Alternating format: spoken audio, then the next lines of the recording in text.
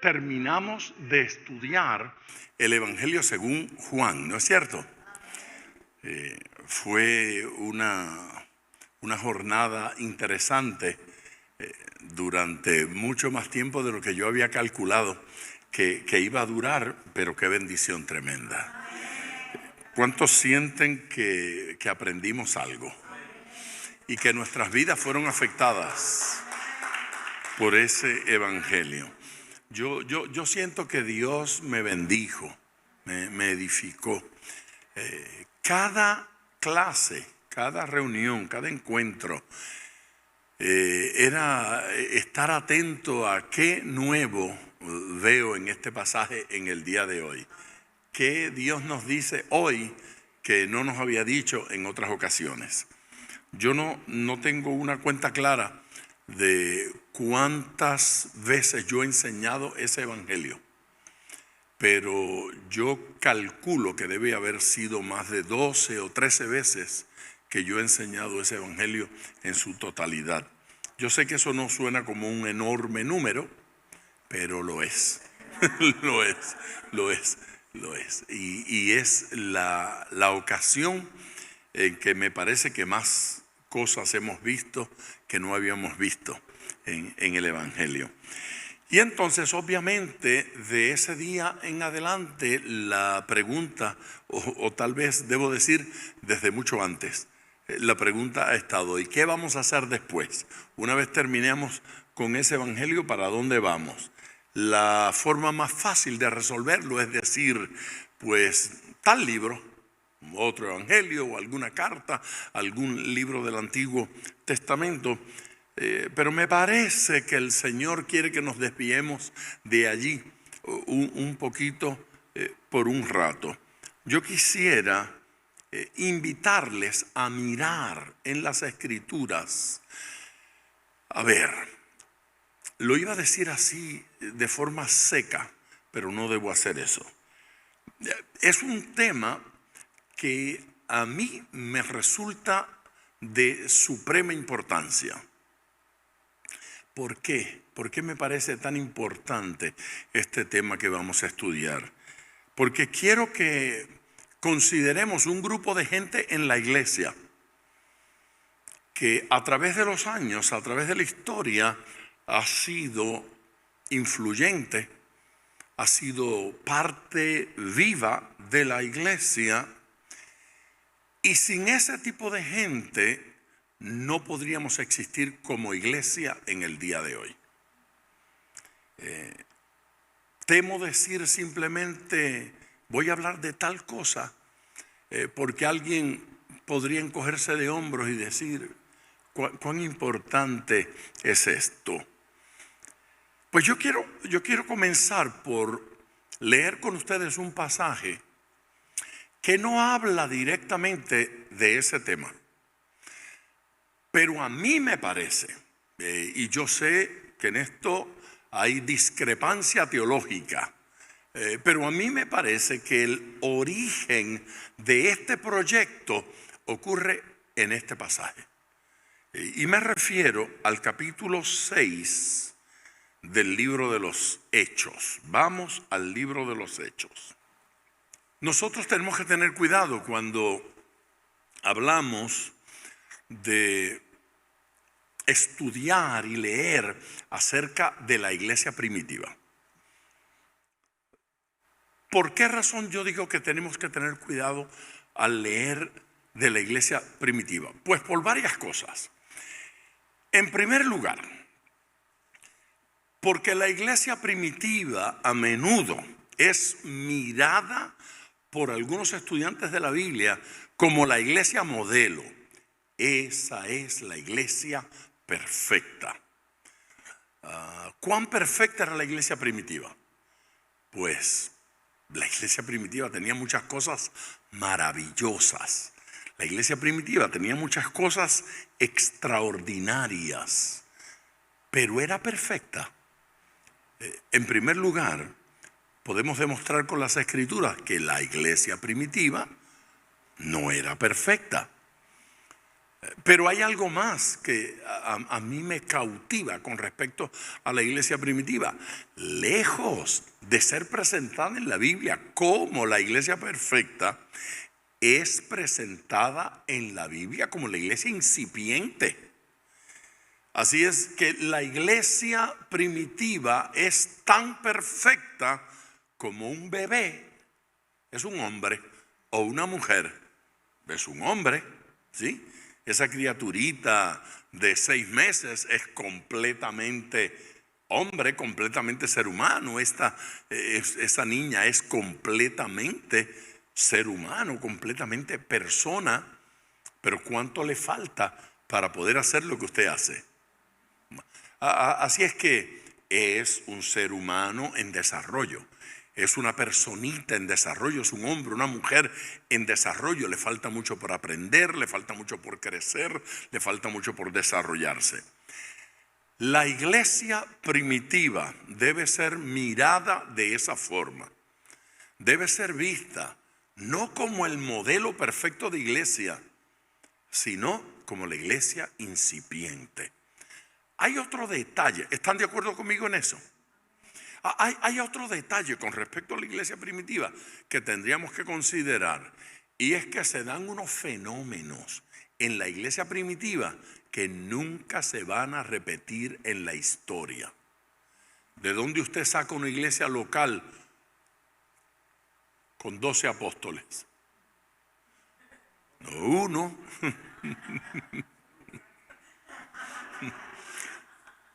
12 apóstoles juntos, como si uno no fuera suficiente. Eso es único. ¿En qué otra parte del mundo? ¿En qué otro lugar?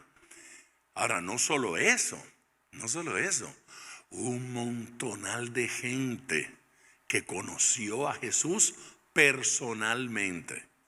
¿Usted se imagina cómo estarían las opiniones? Bueno, eso no fue exactamente lo que el Señor dijo. Nosotros terminamos nuestro estudio del Evangelio según Juan justamente viendo una mala interpretación apostólica. No una mala interpretación cualquiera, apostólica, acerca de algo que dijo Jesús. Ahora, eso duró durante todo el desarrollo del primer siglo y todavía el apóstol Juan siente que él tiene que escribir al respecto, aclarar la duda, disculparse de alguna manera, explicar que las cosas no fueron así, en un evangelio que se escribe décadas más tarde. Y él cierra con esa historia, es decir, el temita de que Juan no iba a ver muerte era importante. Si eso sucedió en la iglesia primitiva y esa leyenda estaba por ahí corriendo de que Juan no iba a ver muerte, usted me quiere decir a mí que es cosa extraña que hoy, 20 siglos después, no aparezcan algunos temitas de esa naturaleza, de ese tipo, de qué fue lo que Dios dijo allá, qué fue lo que Dios le reveló a fulano, qué fue lo que profetizó aquel. Ese tipo de cosas ha ocurrido y va a seguir ocurriendo, porque ocurrió desde el inicio. La naturaleza de la iglesia es menos religión estructurada que lo que la gente piensa. Se fija, Jesús no dejó un documento escrito. Así debe operar la iglesia. Punto 1, punto 2, punto 3. La doctrina verdadera es esto. Jesús no escribió una teología sistemática para ¿qué creemos acerca de la santidad, la salvación, la fe, el cielo, el infierno? No fue así. Jesús no se ocupó de esas cosas. Jesús no fundó un instituto bíblico para que la gente estudiara, se graduara y ahora fueran pastores. Entonces, de la manera que está estructurada la iglesia hoy, difiere mucho de lo que fue la iglesia en su nacimiento. Así es que conectar de aquí para allá y de allá para acá a veces resulta un poquito difícil. Se nos hace difícil concebir la iglesia sin un edificio. Tanto es así que la gente llega a llamar a estos edificios la iglesia. Pastor, ¿dónde le prendemos las luces a la iglesia? Yo digo, no sé, hálele la oreja a Karen a ver si. Entonces, llamamos a esto iglesia cuando es esa gente que está ahí lo único a lo que la Biblia llama iglesia. Yo soy pesado con esta insistencia y ya me cansa que me digan lo pesado que soy, pero sigo siendo pesado. Y tengo que seguirlo siendo, porque nosotros permitimos que algunas tradiciones nos arrastren.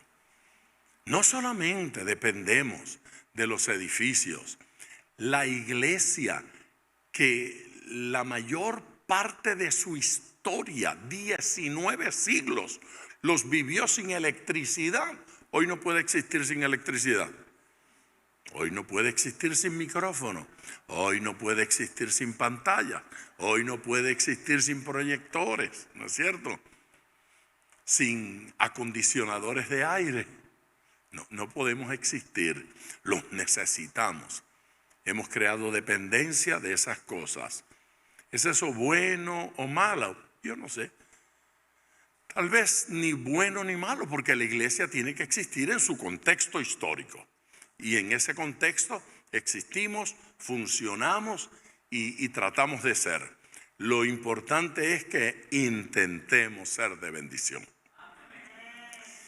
Así es que entendiendo la distancia, entendiendo las malas interpretaciones que pueden haber, yo voy a repetir que a mí me parece que el origen del ministerio de los diáconos en la iglesia está en el capítulo 6 del libro de los Hechos. Sin embargo, eso no es una ley, porque en ese capítulo 6 no se menciona diáconos. Y en ningún lugar dice la Biblia que ellos fueron diáconos. Sin embargo, hemos pasado la vida entera llamando a esos 7 hombres diáconos. Hemos hablado y predicado toda la vida de Esteban, el diácono, de Felipe, el diácono. Pero la Biblia no los llama diáconos, ni dice que ese grupo eran diáconos. Así es que tal vez no sea propio llamarlos diáconos, pero sin duda alguna, a mi juicio, allí se origina el concepto. Si no se origina allí, entonces la Biblia no dice dónde se origina. Aparecen los diáconos de la nada, como caídos del cielo. ¿De dónde salió esta gente? No sé, ni idea. Podemos rastrear los ancianos hasta el Antiguo Testamento, pero diáconos no los podemos rastrear en ningún lugar. Yo creo que sí, que por aquí anda la cosa. Así es que vamos al capítulo 6 y vamos al versículo 1. Y entienda que esta lectura y comentarios son solo la introducción al tema que me interesa en el día de hoy. ¿Estamos bien? En aquellos días, como creciera el número de los discípulos, hubo murmuración. En aquellos días, como creciera el número de los discípulos, hasta ahí esto se llama avivamiento. Como creciera el número de los... ¡Qué alegría! Diga conmigo, ¡qué alegría! ¡Qué bendición! La iglesia está creciendo. Amén. ¡Qué espirituales somos! Dios está usando a los apóstoles de forma impresionante. ¿Ah? Ahí está Pedro en el puntero, ¿no es cierto? Y con él todos los demás. Qué experiencia tan extraordinaria. Una coma y comienzan los problemas. Uno tiene que decir cómo sucede esto. Observe. Hubo murmuración de los griegos contra los hebreos. Murmuración. A ver, cuando decimos murmuración, no estamos hablando de una manifestación con piquete, protesta, peleas, nada de eso. Eso era como en las esquinas. Mira lo que está pasando. A la abuelita suya la ayudaron esta semana. No, a la de los hebreos sí. La tuya es griega, ¿verdad? Ajá. Siempre es con los griegos. Eso es exactamente lo que dice aquí. ¿Qué dice? De que las viudas de aquellos eran desatendidas en la distribución diaria. Ok, yo tengo que hacer un alto allí a propósito. Porque los capítulos anteriores al 6, usted no se puede imaginar ni remotamente que eso está ocurriendo. Los apóstoles están predicando, la iglesia está bailando, en el aposento alto había comenzado un avivamiento impresionante, Jesucristo se había ido al cielo, todo lo que está sucediendo es increíble. Las conversaciones, la ascensión, la resurrección, la crucifixión, qué maravilla, yo lo conocí, yo lo vi aquí, yo lo vi resucitado. Todas las conversaciones eran eso. ¿Sabe cuál era el producto de toda esa conversación? Mire, en el capítulo 2, versículo 45, y vendían sus propiedades y sus bienes y los repartían a todos según la necesidad de cada uno. ¿Había algún problema? Vendían las propiedades. Atienda acá. ¿Cuánto tiempo usted cree que puede durar ese entusiasmo de vender las propiedades y traer las ofrendas? ¿Qué usted tiene para vender? ¿Cuántas propiedades puede vender? ¿Cuántas herencias puede vender? Eso se acaba. Llega el momento que no me queda nada porque todo lo di de ofrenda. El pasaje está hermoso, el corazón maravilloso, la disposición extraordinaria, pero cuando usted saca cuenta, imagínese, Albert le dice a Niurka, vamos a vender la casa nosotros también. Y Niurka dice, nos mudaremos a casa del pastor. ¿No es cierto? ¿Cuánto? ¿Hasta dónde puede llegar eso? Es muy bonito, es muy lindo que eso ocurriera, y eso lo estoy diciendo en serio. Es muy hermoso que eso ocurriera, pero eso no puede ser permanente. La iglesia no puede vivir permanentemente así, porque la única persona que se va a enriquecer en ese proyecto es Victoria, que dice, vendo herencias pro templo. No es cierto, es un chiste, solo un chiste. Estoy hablando de Vicky, que se dedica al negocio de los bienes raíces. Pero ¿cuánto tiempo? ¿Cuánto tiempo, Victoria? ¿Cuánto tiempo puede durar eso? No puede durar mucho. Entonces, esa no es la vida normal de la iglesia. Eso fue un avivamiento, un entusiasmo momentáneo.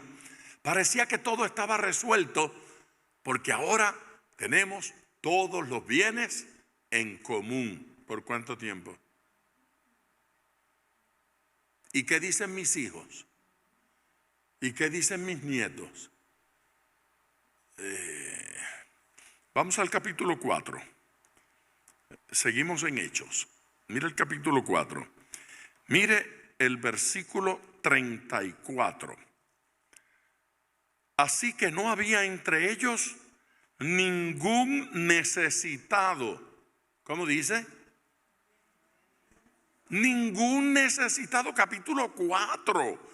¿Qué avivamiento? Capítulo 2, lo están vendiendo todo. Capítulo 4, no había entre ellos ningún necesitado. Ve, pastor, así debe ser nuestra iglesia. Espere, cógelo con calma.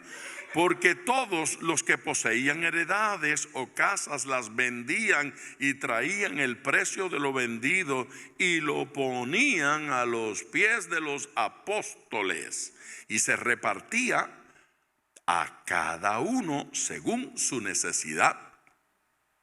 ¿Ve? Qué lindo. ¿Cuántas herencias usted puede vender? ¿Hasta cuándo puede durar eso? Capítulo 2, maravilloso. Capítulo 4, extraordinario. Capítulo 6, diga conmigo, bochinche. Esto no fue mucho tiempo después. Esto no fue mucho tiempo después. Capítulo 6, comenzó la murmuración. ¿Cómo resolvemos esto? Entonces los 12 convocaron a la multitud de los discípulos y dijeron: no es justo que nosotros dejemos la palabra de Dios para servir a las mesas. Un alto. No se trata de que los apóstoles estaban prejuiciados. No se trata de que los apóstoles despreciaran a los griegos. Se trata de que no podían. Ve, usted no puede dedicarse a la oración y a la palabra y a servir las mesas y a recoger las ofrendas y a administrarlo y a vigilar la limpieza del templo y ver cómo se acomodan los autos y abrir las cadenas, y después de unos días comienza la murmuración. Oigan, pero los baños estaban cochinos. ¿Sí? Entonces la cosa no es tan bonita como parecía. Y los apóstoles dijeron: no es justo que abandonemos la oración y la predicación para dedicarnos a hacer eso. Necesitamos ayuda. Los apóstoles acaban de descubrir que una cosa es caminar con Jesús de pueblo en pueblo y otra cosa es anclarse a pastorear una iglesia. Pastorear es una cosa, ir con Jesús de pueblo en pueblo es otra. Era simpatiquísimo aquello. Con Jesús lo resolvía todo. No hay comida. Tráeme un pez y un pedacito de pan. Allí está, resuelto. Pero se ve, uno ora y ora en el nombre de Jesús. Salchicha, multiplícate. No pasa nada. No pasa nada. No es lo mismo, ¿no es cierto? Con Jesús presente allí todo estaba resuelto. ¿Esto es claro? ¿O estoy hablando tonterías nuevamente? No. Pero esto no es lo único que se complicó. Aquí se complicaron más cosas. Con Jesús era muy simple. Solo Jesús enseñaba. ¿Quién discute con Jesús? Señor, ¿tú estás seguro que eso es? Aleluya. ¿Cómo que sí estoy seguro? Pero a Pedro sí le podían reclamar. A Juan sí, a Jesús no. Así es que esto está cambiando. Ya no somos un grupo apostólico con Jesús, ahora somos una iglesia. Así es que el primer comentario es que trajeron a la multitud y los 12 convocaron a los demás discípulos, al resto, porque esto hay que hacerlo en conjunto. Pero allí no dice nada acerca de democráticamente. Nada. Cuidado con eso. Porque hemos llegado a creer que democracia es el gobierno del cielo. ¿Cómo democracia va a ser el gobierno del cielo si Dios nunca consulta a uno? Esto es así y punto. Por allá y punto. Así se hace esto y se acabó. Y no nos consulta. ¿Qué creen ustedes? ¿Están de acuerdo con la Trinidad o no? ¿Instauramos el diezmo o es mejor el 5%? No nos preguntó. Él no nos preguntó. Dije que él no nos preguntó. ¿Sí? No nos preguntó. No es justo que nosotros dejemos la palabra de Dios para servir las mesas. Buscad. Ok, subráyelo en su Biblia. Buscad. No dijo votad. Sí, hay una diferencia. Hay una diferencia entre buscad y votad. Yo propongo a la hermana Carmela para secretaria de la iglesia. ¿Quién la secunda? Yo la secundo, dijo Karen. ¿Cuántos votan a favor? Sí, el 60% de la matrícula votó a favor. Queda confirmado que la hermana Carmela es la nueva secretaria de Capilla del Rey. Hermanos, una nota aclaratoria, dijo la hermana Carmela. Yo no sé leer ni escribir. ¿Ah? ¿Y usted piensa que yo me estoy inventando esa historia? No, yo le estoy repitiendo una historia que pasó en mi iglesia cuando yo era niño. Nuestra iglesia era democrática. Presentaron una hermana que no se llamaba Carmela para ser secretaria. Ganó y ella dijo, oiga, yo no sé leer ni escribir. ¿Cómo va a ser la secretaria? Imagínese, el tesorero no sabe cuánto es. No es votad, es buscad. La idea no era que votaran por el más popular, era que buscaran a los capaces de hacer esto. Así es que la tarea es busquemos. Este hermano, aquella hermana, tendrán el tiempo, tendrán el deseo, tienen la capacidad, están dotados, tienen el testimonio. Esa es la idea. No se tienen que emocionar, no se tiren al suelo, nada de eso.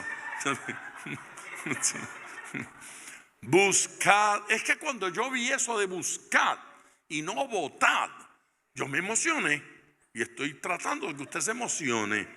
Buscad pues, hermanos, de entre vosotros a 7 varones de buen testimonio. Los apóstoles hicieron el cálculo. Yo creo que con 7 que se dedican a esto lo logramos. Buscad a 7 varones. Se busca, se entrevista, se conversa, se preguntan. Que tengan algunas cualidades. Número 1, buen testimonio. Eso se llama reputación. Punto número 1, necesitamos gente con buena reputación. Amén. Número 2, llenos del Espíritu Santo. Eso es espiritualidad. Necesitamos gente que sea espirituales. Amén. Gente espiritual. Vamos a buscarlos. Número 3. Y de sabiduría. Y esa palabra sabiduría significa competencia, gente competente, gente capaz en el plano de su carácter, de su vida, en su reputación, en su relación con Dios, gente que sean espirituales y en preparación. Conocimiento de la palabra y conocimiento de aquellas cosas que se le van a encargar. Lo de la democracia nos lleva a locuras y disparates. Suele suceder que entonces la ignorante mayoría es capaz de elegir a personas incapaces para hacer la obra del Señor. Así es que los apóstoles nos están dando 3 elementos que tienen que caracterizar a esta gente: reputación, espiritualidad y competencia. Si no los encontramos así, vamos a tener problemas. A esos, a quienes encarguemos de este trabajo, le vamos a encargar el trabajo. Vamos más allá. Y nosotros persistiremos en la oración y el ministerio de la palabra. Oración es aquel ejercicio que hace un ministro de Dios para recibir del Señor, y predicación es aquel ejercicio que hace un ministro de Dios para dar lo recibido, para entregar lo recibido. Los apóstoles dijeron: sin esto no caminamos. Así que busquemos ayuda para lo otro. Amén. Agradó la propuesta a toda la multitud y eligieron a Esteban, varón lleno de fe y del Espíritu Santo, a Felipe, a Prócoro, a Nicanor, a Timón, a Pármenas y a Nicolás, prosélito de Antioquía. Quiero decir 2 cosas. Número 1, en español, esos son simples nombres. Pero en el documento original de este libro se percibe claramente que los 7 nombres son griegos. ¿Recuerdan cuál era la murmuración? Las viudas de los griegos no son atendidas. Las de los judíos de aquí son muy bien atendidas. Entonces, los hermanos, no lo dice aquí, pero esto no fue un accidente, esto no fue al azar. Conversaron y al buscar dijeron: vamos a buscarlos de entre los griegos para que nuestros hermanos griegos no se sientan ofendidos. Sabiduría, prudencia, amor. Amén. Entonces uno tiene que preguntar de vez en cuando: ¿cuántos cubanos hay aquí? ¿Cuántos colombianos hay aquí? ¿Cuántos venezolanos hay aquí? ¿Cuántos puertorriqueños hay aquí? Sigamos mencionando, veamos, asegurémonos de que le estamos sirviendo a todo el mundo. ¿Sí? Tenemos que estar enterados. ¿Cuántas madres solteras tenemos? ¿Cuántas personas separadas tenemos? ¿Cuántos, viejitos? ¿Cuántas personas desempleadas tenemos? Es necesario conocer cuál es la realidad de la iglesia para poder definir cómo servir. ¿No les parece que este grupo de gente es importante? Amo ese grupo. Me gusta hablar de ellos y me gusta leer este pasaje y me gusta explicarlo. Hay una segunda cosa que quiero decir acerca de este grupo, de estos 7. ¿Están aburridos? No, bajo ninguna circunstancia. Y es que el séptimo, el último del grupo, se llama Nicolás. Y dice acerca de Nicolás que era prosélito de Antioquía. Yo he explicado aquí muchas veces a nivel así de comentario lo que es un prosélito. Y como sé que todo el mundo lo sabe, que no lo tengo que volver a explicar, solo les refresco la memoria. Un prosélito es uno que no nació judío, es un extranjero, pero se convirtió al judaísmo sin ser israelita. Y este era particularmente un prosélito, un convertido al judaísmo de Antioquía. ¿Sí? Era de allá, no era judío, no era israelita, pero se convirtió y ahora se convirtió a Cristo. Así es que tenemos a este prosélito de Antioquía, uno que se había convertido al judaísmo y ahora se ha convertido a Jesús, encontró al Mesías y lo incluyeron. La iglesia primitiva, en su primer grupo ministerial que organiza, incluye a uno que no era israelita. Esto es importante mirarlo. Esto es importante. Nosotros entramos temprano en la historia esta, a los cuales presentaron ante los apóstoles. Bueno, este es el grupo que seleccionamos. Estas son las razones por las cuales los seleccionamos. No hay que dudar que de la misma manera que hubo conversación entre ellos, hubo conversación con los apóstoles. Le pasan el grupo ahora a los apóstoles. Estos son los hombres que encontramos con las cualidades que ustedes han señalado. Aquí están, los presentaron a los apóstoles y los apóstoles los aceptaron, quienes orando les impusieron las manos. Esa imposición de manos me dice a mí que esto no fue un grupito pasajero de gente que se encargó por un ratito porque si usted dice, búsquenme a 7 hermanos musculosos que puedan sacar las sillas. ¿Qué fue? Yo creo que la hermana no cree que hay musculosos aquí.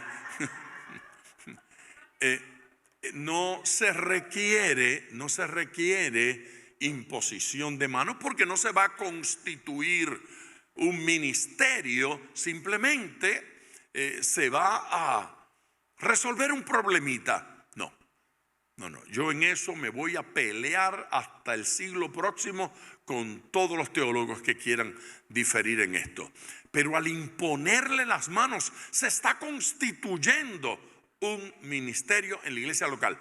Y a mí me parece que eventualmente o estos u otros o de aquí se desarrolló lo que nosotros conocemos en el día de hoy como diáconos. Las funciones de ellos no eran la enseñanza de la palabra, eso estaba en manos apostólicas. De allí van a salir los ancianos, los obispos, los presbíteros, que son el mismo grupo. Pero aquí me parece a mí que están naciendo los diáconos. Présteme acá sus ojos un segundito, que voy a terminar con esta introducción ya. Présteme sus ojos para hacer un comentario final de esto. Nuestra historia comenzó hoy con un problema. Un problema en la iglesia. Y ese problema se llamaba murmuración. Ese problema de la murmuración obstaculiza el desarrollo de la iglesia. Lo obstruye, crea problemas. El hermano Alberto habló del hermano Alfredo, el hermano Alfredo se quejó de la hermana Rosa está triste con la hermana Gladys dice que ella va a seguir viniendo a la iglesia, pero solo los domingos y al culto de las 11. Porque Genaro viene al de las 9 y yo no quiero ni verlo. Son cristianos, pero en esa desarmonía y en esa murmuración y en esa queja se enfría la cosa.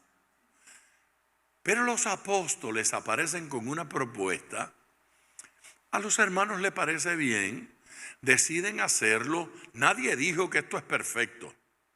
Nadie dijo que esto fue la gran revelación. 7 ángeles que hablaron, nada de eso. Una propuesta aceptada, implementada, en desarrollo. ¿Y sabe cuál es el resultado? Mire el próximo versículo. Y crecía la palabra del Señor. ¿Qué pasó?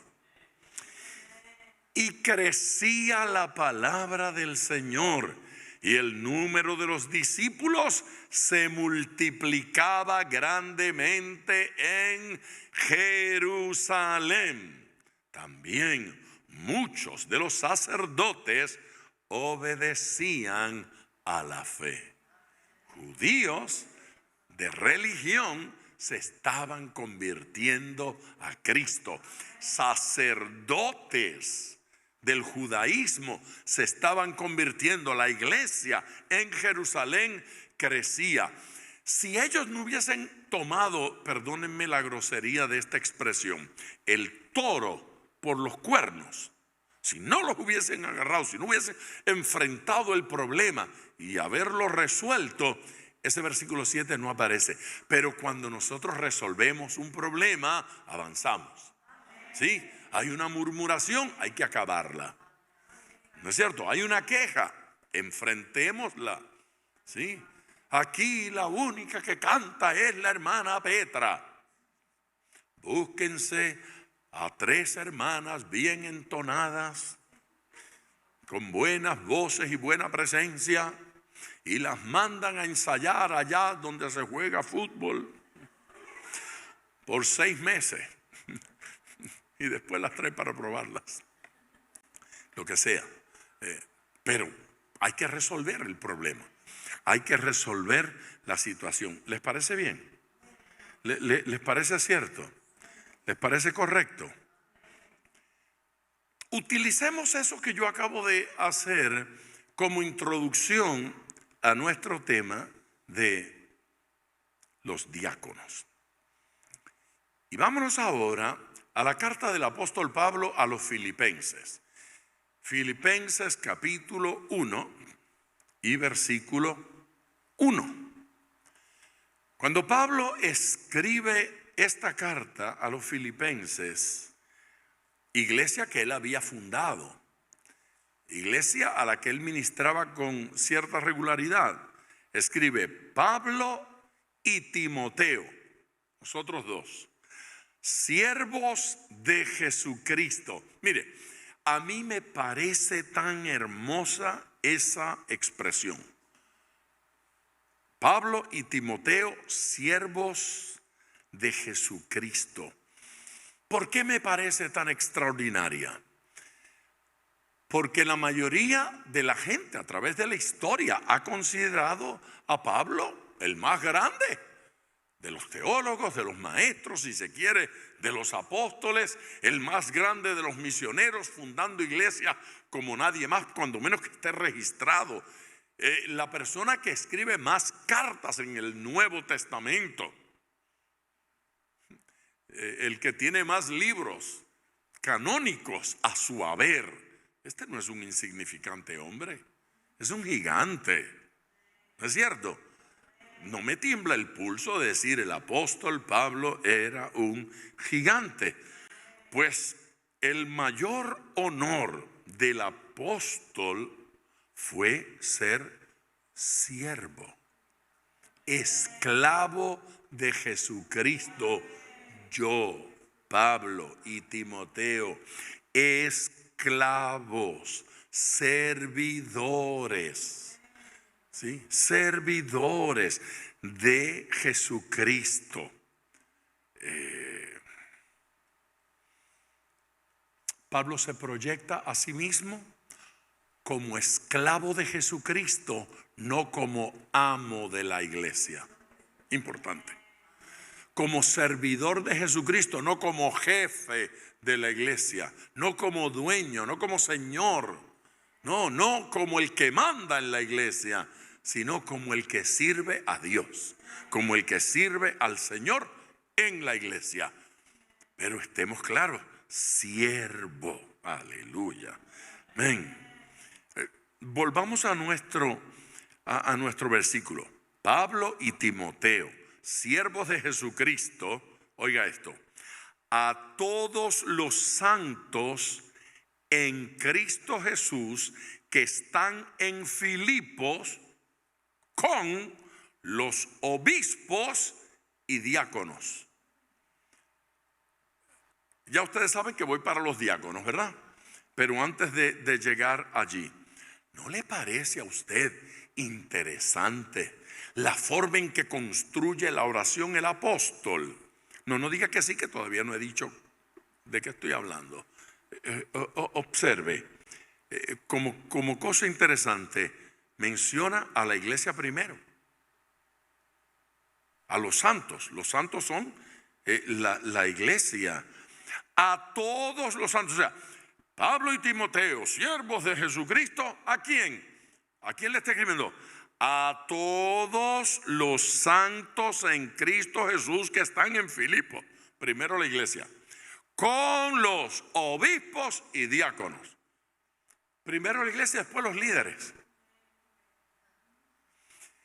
En nuestro esquema, en nuestra estructura de gobierno, que es de servicio en la iglesia, nosotros tenemos una pirámide y allá arriba está el pastor humilde.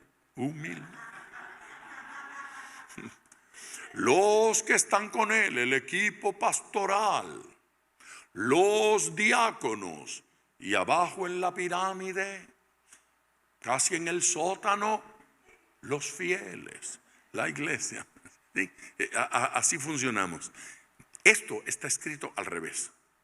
Inviértalo y la iglesia está arriba. Y los ministros están abajo. Los líderes están abajo. Los ministros están para la bendición de la iglesia. No para servirse de ella, sino para bendecirla, para ministrarla. La idea es que sean ellos quienes bendicen, quienes edifican, quienes sirven, quienes ayudan, no quienes manipulan. Sepa usted, creyéndolo o no creyéndolo, que yo no estoy tratando de insinuar nada contra nadie. Que en este instante no tengo ni la cara de nadie ni la figura de nadie en mi mente. Estoy pensando en este pasaje y en nuestra vida como iglesia. Los líderes, los ministros, los destacados, los crecidos, los maduros, los que tienen dones, los que tienen habilidades espirituales, tienen que ser los que sirven. Ve, el día que esto se convierta en un espectáculo terrenal donde una persona especial entra con una fanfarria y nadie lo puede tocar y estoy aquí pero no me miren mucho, que me roban la unción, nos hemos enfermado. Hemos dejado de ser iglesia y nos hemos convertido en algo muy parecido a Hollywood. Sí, salgamos de allí. Eso nada tiene que ver con la iglesia del Señor. Así que me encanta esto. La iglesia primero, los líderes después. Pues así lo puso Pablo. Ojalá y después Pablo me diga, no, eso fue que se me zafó la... No, nada de eso. Esto fue intencionalmente escrito de esta forma. Los ministros en la iglesia local, aquí son llamados obispos.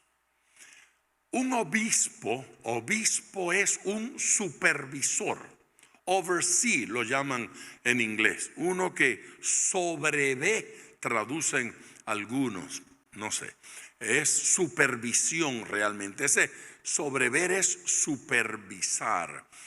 Yo puedo probar sin mucho esfuerzo que se intercambian términos como obispo, presbítero y anciano. Mismos hombres, tal vez con énfasis en ministerios diferentes, pero son los pastores de la iglesia local.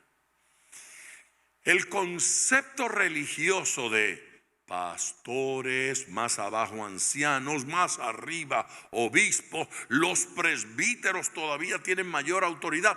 Ese esquema jerárquico no estaba en la mente del apóstol Pablo y no aparece en ninguna de las cartas. De hecho, ni siquiera usted encuentra un esquema de apóstoles, después presbíteros, después obispos y después pastores y más abajo ancianos y por último diáconos. No existe. No existe esa estructura. En la iglesia local hay un grupo de hombres. A esa gente se les llama ancianos por su madurez. Se les llama pastores por su capacidad para dar alimento a las ovejas y de guiarlas a comer de forma que alimente, que nutra. Y se le llama obispos por su capacidad de supervisar la tarea en la iglesia local. Y todas estas funciones ocurren en la iglesia local. De allí hay otros ministerios como el apostólico que trasciende a la iglesia local, y algunos usamos el término la obra para hablar del trabajo más allá de la iglesia local. Y entonces hay ministerios que tienen una responsabilidad que trasciende a la iglesia local. Por eso cada vez que el apóstol Pablo va saliendo de una iglesia, allí están los hermanos llorando y besándolo. Usted sabe lo que le están diciendo con eso, ¿verdad? No te vayas, no te vayas. Y Pablo está en las cartas diciendo: yo voy a pasar por allá, cuando vaya para ti voy a pasar y me voy a quedar con ustedes más tiempo. Ahora no paso porque no voy a poder quedar, pero luego yo regreso. Y él está en las mismas que están todos los que tienen que ir de un país a otro y ocupados de la obra del Señor, más allá de la iglesia local. Muy bien. Mi propósito al leer ese versículo, aparte de decir todo esto que he dicho, es señalar que cuando el apóstol Pablo está desarrollando su ministerio, ya los diáconos son un ministerio instituido en la iglesia local. Así que una iglesia local debe saber quiénes son los pastores, los presbíteros, los ancianos, los ministros, y tiene que conocer este otro tipo de ministerio que son los diáconos. ¿Dónde están nuestros diáconos? Ese versículo 7 que nosotros leímos nos deja ver claramente que gracias al trabajo de ese grupo en Jerusalén se resolvieron problemas y se pudo avanzar. El ministerio de la palabra de los pastores entonces tenía mayor efecto. Amén. Sí. ¿No está de acuerdo? Sí, sí está de acuerdo. Ok, más le vale. Ok. ¿Seguimos con esto o lo dejamos aquí para la otra semana? Seguimos. Chipito más. Okay. No, es que como no cantamos, gracias a la buena gestión del ministerio de alabanza de nuestra iglesia, ellos decidieron cedernos el tiempo para yo ocupar más tiempo hoy en la enseñanza. Primera carta de Pablo a Timoteo, capítulo 3, versículo 8. ¿Están listos para ir ahí? Los diáconos asimismo deben ser honestos, porque antes de salir corriendo a nombrarlos con lo que ya habíamos visto, veamos cómo ahora, cuando esto ya se ha desarrollado, se ha instituido, se han constituido estos grupos, cómo entonces el apóstol va a los detalles. Claro, en los versículos anteriores nos ha estado diciendo cuáles han de ser las cualidades de los obispos por separado. Pero los obispos no nos interesan, digo, hoy para este estudio. Nos interesan en otros momentos. Pero ahora no, dice de los obispos que esa gente no sirve. Aquí lo importante son los diáconos hoy. Así que los diáconos, que son los siervos, diáconos es servidor. Los diáconos asimismo deben ser honestos.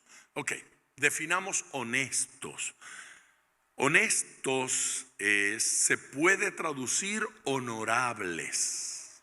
Deben ser honorables. También se puede traducir respetables. Así es que usted va a considerar a una persona como candidato a ser un diácono si esa persona es honesta, si esa persona es honorable, si esa persona es respetable. Es una persona que se destaca, que se distingue y que la gente lo mira y lo considera persona honorable. No es un charlatán, es una persona digna de honor. Amén. 2, dice el versículo, sin doblez. Sin doblez. Ok. Ese término que se traduce sin doblez está bien traducido, es sin doblez. Pero la implicación de la palabra originalmente es sin doblez en la palabra. Es sin doblez en su palabra. Es una persona que tiene palabra, que cuando promete cumple, ¿sí? Y que no habla con doble lengua. De hecho, algunos traducen allí sin doble lengua. En inglés dicen sin lengua de... ¿Cómo? No bífida, pero es eso, sí, es bífida, pero es de tenedor, ¿sí? De fork, de tenedor, sin lengua de tenedor, sin doble lengua. ¿Qué significa eso? Que no dice una cosa por otra. Que el diácono ha de ser una persona que no dice una cosa aquí y otra allí. Hay fuerza en esto de la doble lengua, diáconos. Interesante que eso, por ejemplo, no se dice cuando se habla de los obispos. En los requisitos de los obispos no dice que no tenga lengua bífida, que no hable con doble mensaje, que no hable con doble palabra. No lo dice. ¿Por qué? ¿Por qué?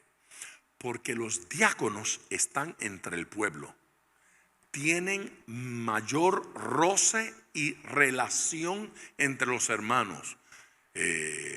Los apóstoles, los obispos, los pastores van a dar palabra, van a predicar, van a enseñar, pero en ese servicio, identificando las necesidades, yendo a la consejería, sirviendo a la gente, están los diáconos. Pues algunos dicen que el gran problema de los diáconos eran que algunos querían agradar a todo el mundo. Y entonces a este le decían sí, a aquel le decían a lo mejor, lo que le convenga, ¿ves? ¿Sabe? A todo el mundo le decía, niño lindo y bueno, tú eres el mejor candidato. Y lo vamos a hacer contigo. Entonces el apóstol truena contra eso. Truena contra eso. Sin doblez, sin doble personalidad, sin doble mensaje, sin doble lengua, sin decir una cosa por otra, sin decir esto cuando quería decir aquello. Seguimos leyendo. Dice, no dados a mucho vino. A los obispos le dijo simplemente no dados al vino. A estos se lo dijo con un poquito más de fuerza, como si estuviese diciendo: hay menos probabilidad de que un obispo sea dado al vino, que un diácono. A lo mejor el diácono se siente con un poquito más de libertad, así que le dice: no dado al mucho vino. Claro, estamos hablando de una cultura que no hubiese cenado sin un pedazo de pan y sin un poco de vino. Pero algunos querían ir a la segunda copa. Entonces el apóstol está tronando contra toda acción que embriague, que produzca que de alguna manera no estoy en mis cabales plenamente. Y él lo está conectando con esto de que tiene que tratar y hablar a la gente. Y le está diciendo: es que usted se sienta a comer en casa de los hermanos y tan pronto lleva la copa a mitad de camino, ya está hablando de lo que no debe. Y claro, el menos que debe hablar dice: no, a mí eso no me pasa. Yo me puedo tomar lo que sea. La última vez, esto no es un chiste, la última vez que en esta iglesia un hermano me dijo que él no tenía problema con eso, la última vez que en esta iglesia un hermano me dijo que él no tenía problema con eso, hace como 8 o 10 años de eso. Un par de días más tarde, yo voy bajando y él está detenido en la carretera. Literalmente. Yo veo y yo digo: este es el carro del hermano fulano. Me estaciono y me hizo con la mano: no, siga pastor, tranquilo, no. Yo lo llamo, pastor, yo lo llamo. Les tengo que decir por qué lo pararon. Les tengo que decir por qué lo arrestaron. Les tengo que decir cuánto dio. Pero él no le hace nada. A él no le hace nada, pero chocó con el otro carro. Y entonces ocurrió todo eso. Entonces dice aquí que ese hermano no puede ser diácono. No puede. El vino lo domina. No puede una persona que va a ministrar ser dominado. Tiene que tener control sobre las bebidas embriagantes. Olvídese del vino, lo que sea. Hay gente que no se puede comer un cosito de eso, como esos cakecitos así que le llaman sopa borracha. No puede, eso se puede. Le da el entusiasmo, se le va el avivamiento a los ojos. ¡Whippity! Entonces, no puede olerlo porque ni como catador sirve. Así es que, sin doblez, no dados a mucho vino, no codiciosos de ganancias deshonestas. ¿Sabe que en el original dice no codiciosos de ganancias vergonzosas? No codiciosos de ganancias vergonzosas. Eso es más que avaro. No es simplemente avaro, es buscar ganancias. No hay nada malo en buscar ganancias, pero hay que buscarlas honestamente. ¿Sí? Hay que buscarlas honestamente, hay que buscarlas de manera correcta, de manera responsable. Pero hay gente que altera información, que altera numeritos, que dice una mentirilla por aquí, otra por allá. Dice: no puede ser diácono, el diácono no puede ser amante, desear, codicioso de ganancias deshonestas. Si no me pertenece, no lo quiero. Si no me lo gano correctamente, no me interesa. Amén. Usar métodos no aprobados por Dios para ganar dinero. Metodología no aprobada por el Señor para lograrlo. No sirve. Amén. No sirve. ¿Qué más dice nuestro pasaje? Que guarden el misterio de la fe con limpia conciencia.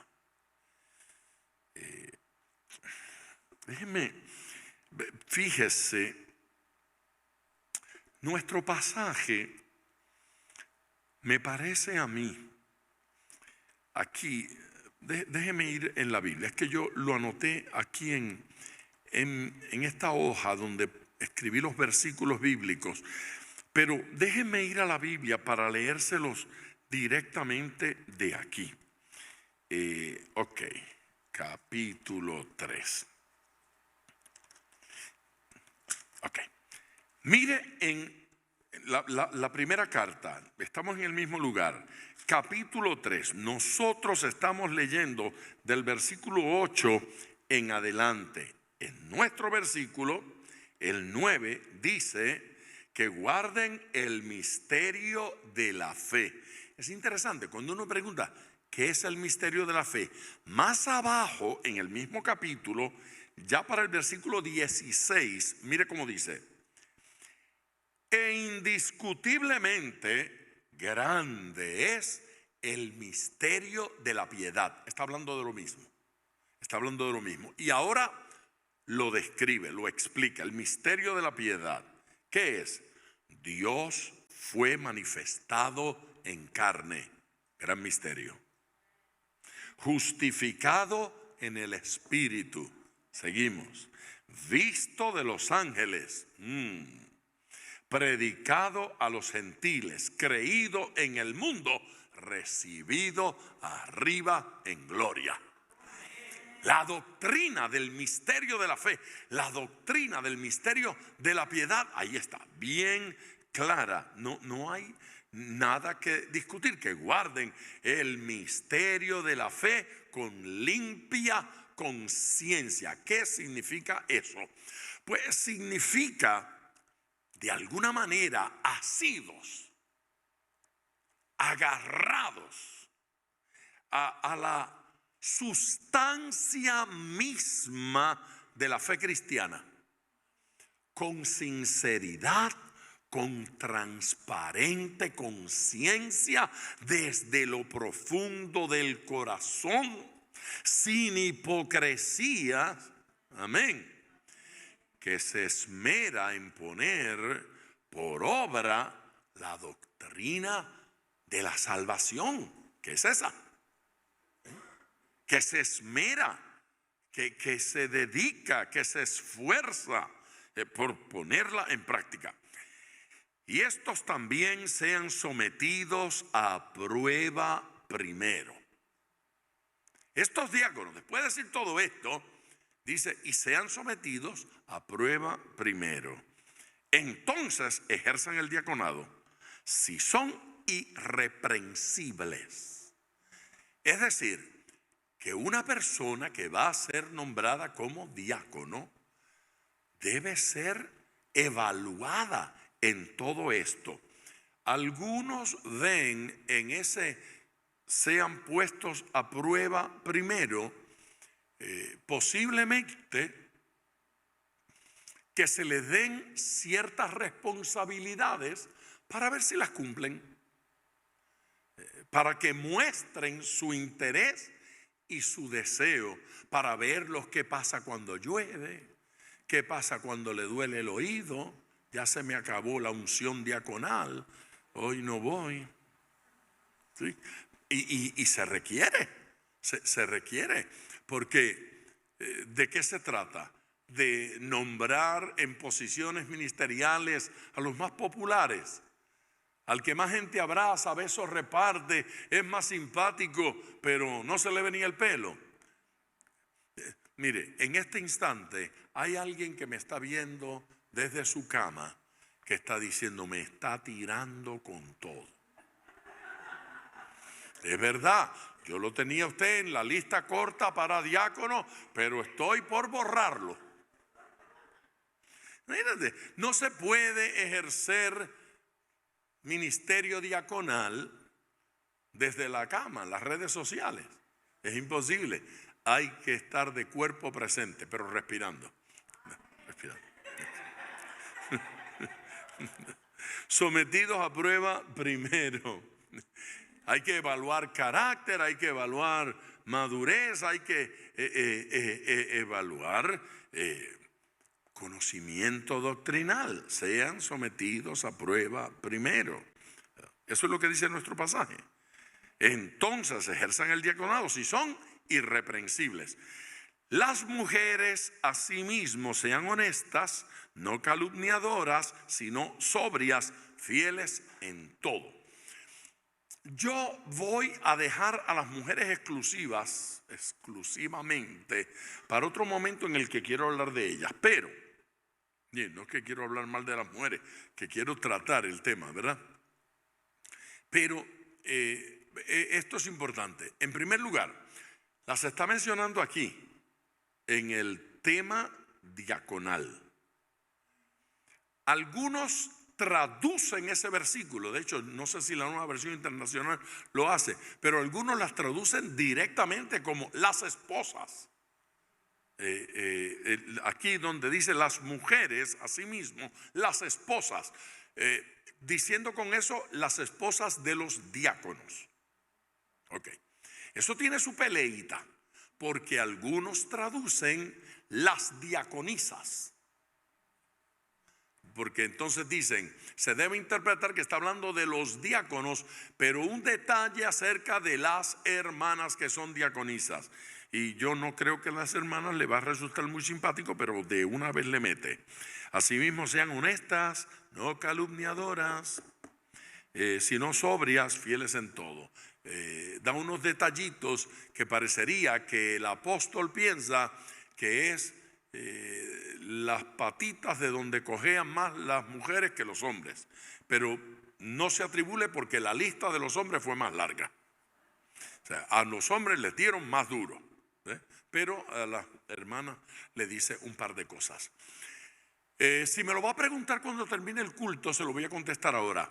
Si yo creo que son las esposas de los diáconos o si yo creo que son las diaconisas, no sé. No sé. Entonces, como no sé, la respuesta correcta es todas las anteriores.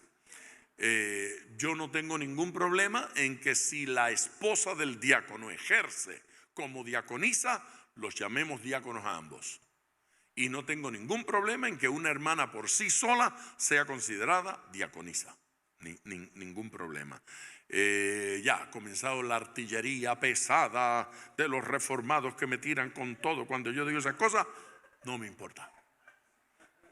No me importa, lo más mínimo, no me importa. Yo sí creo que las mujeres tienen ministerio y que lo pueden ejercer libremente en la iglesia. Los diáconos sean maridos de una sola mujer. Maridos de una sola mujer. Eso es un lío de todos los tiempos. ¿Qué significa de una sola mujer? Algunos dicen que solo haya tenido un matrimonio en su vida. Eso supone algunos problemas. ¿Y qué pasa con los viudos? Más de una mujer. ¿Y qué pasa con los divorciados por razones justas? ¿Sí? Como cuando la Biblia habla de que si se casó con un inconverso o inconversa y no consiente en vivir con él, déjalo que se largue. Eso dice la Biblia. ¿Y qué hacemos con ese caso? Sugiere ciertos problemas. La mayoría parecen entender que cuando el pasaje dice marido de una sola mujer, está diciendo de una sola mujer a la vez.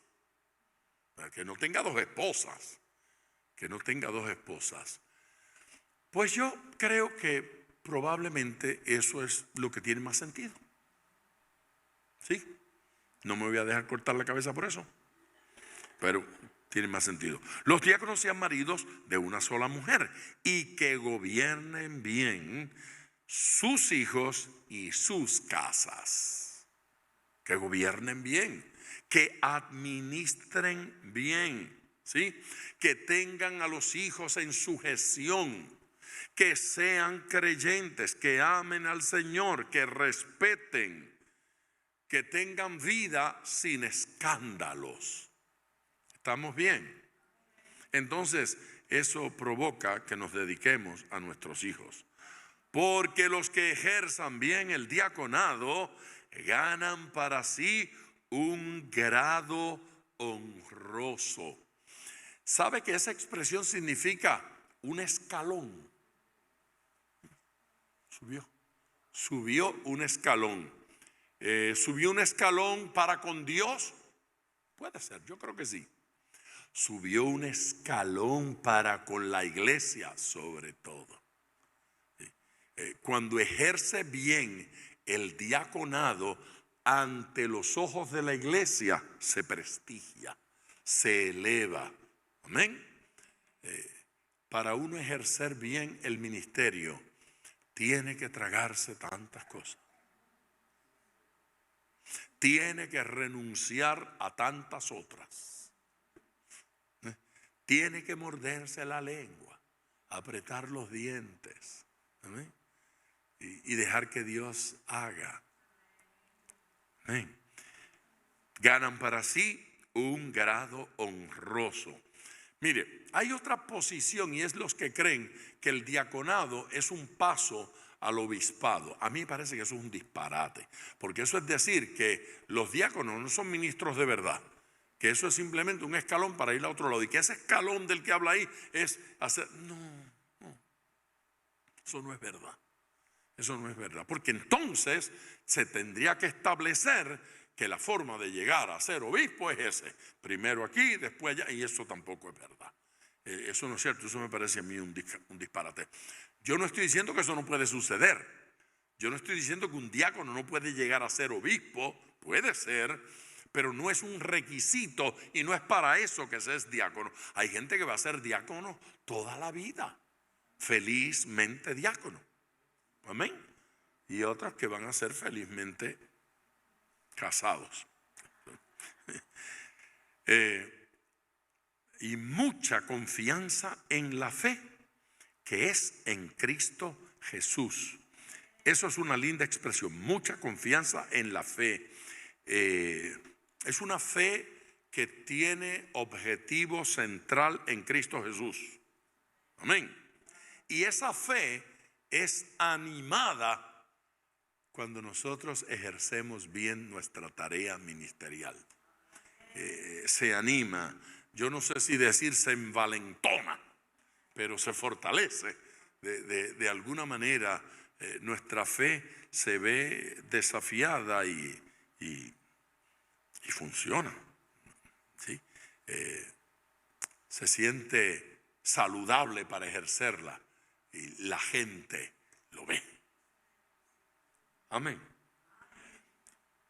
Como me queda tiempo, déjenme leerles un versículo y terminé con este versículo.